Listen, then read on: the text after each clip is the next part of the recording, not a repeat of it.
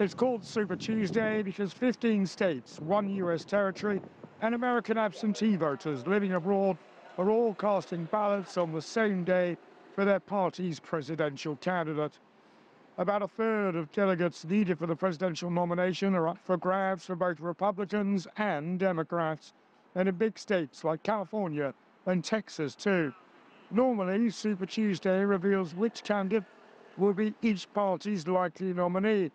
But this election cycle, well, Super Tuesday is not so super. The primary elections are more like coronations. Republican candidate Donald Trump has won every contest so far, except here in Washington, D.C., against his Republican opponent, Nikki Haley. Haley is widely expected to drop out of the race after Tuesday's vote if, as expected, Trump continues to win big. She explains why she keeps campaigning against long odds. The media has been all over themselves trying to figure out why I'm not getting out of this race. Why does she keep fighting? What's she doing? Well, first of all, when 70% of Americans say they don't want Donald Trump or Joe Biden, yes, I'm going to keep on fighting.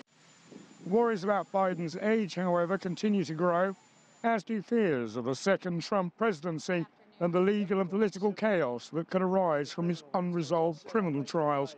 Trump is facing 91 felony charges in 4 criminal cases.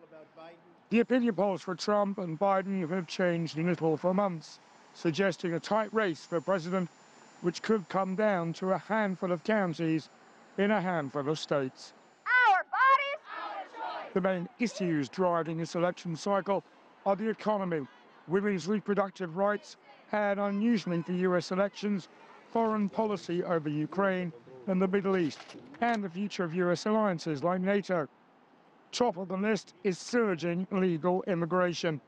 Witnessed last week the dueling visits of the 2 leading candidates of the U.S. southern border.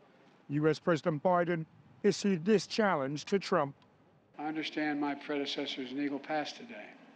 So here's what I would say to Mr. Trump.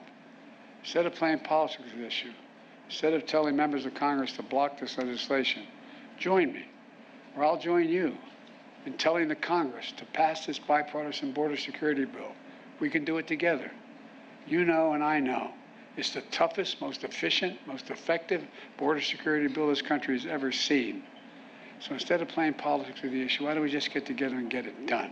While this Super Tuesday and the race for the White House lacks its usual excitement, both parties will be looking at the results very closely for clues of who voted and why, looking for anything they can use for a vote that could come down to just a few thousand this coming November.